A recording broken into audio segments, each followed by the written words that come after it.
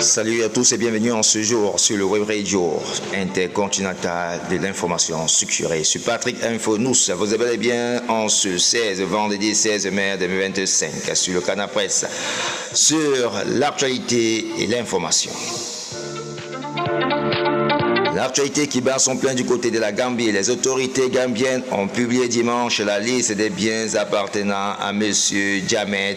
Leur valeur est estimée à 300 millions de dollars. La gestion de la mise en vente des biens appartenant à l'ancien dictateur gambien a fini de susciter une polémique amenant l'Assemblée nationale à voter la création d'une commission d'enquête parlementaire. Celle-ci va se pencher sur la vente et la cessation des biens présumés mal acquis de l'ancien président Yahya Jammeh.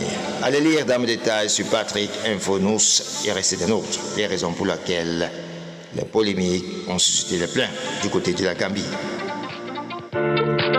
L'actualité qui bat son plein du côté du continent du 137 dans la capitale politique, c'est à Yaoundé. Un accident, la tragédie accident s'est produit ce jeudi 15 mai 2025 à la nationale 10 entre Yaoundé et Ayos Bodis. C'était hier.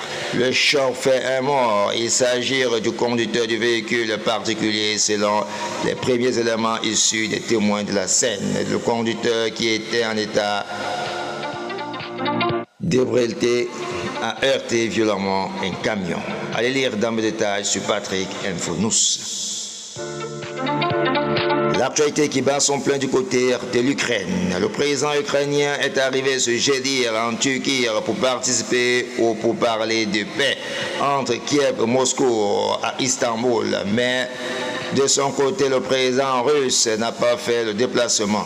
Jeudi 15 mai 2025, le président ukrainien Vladimir Zelensky a annoncé d'avoir une délégation officielle à Istanbul pour participer à des discussions de paix avec la Russie, alors que lui-même est resté à Ankara en raison de l'absence de Vladimir Poutine. Allez lire les raisons pour lesquelles Poutine ne s'est pas prononcé pour ces crises de négociations de paix en Turquie. L'actualité qui bat son plein du côté de la Centrafrique RCA, extradé depuis mai par le Cameroun, l'ancien chef rebelle centrafricain Ahmed Sayo a été inculpé pour crimes récents. Amnesty International appelle les autorités à étendre des poursuites aux examens commis entre 2013 et 2019 alors qu'il dirigeait le mouvement Révolution et Justice. 10 jours après son extraction vers la République centrafricaine,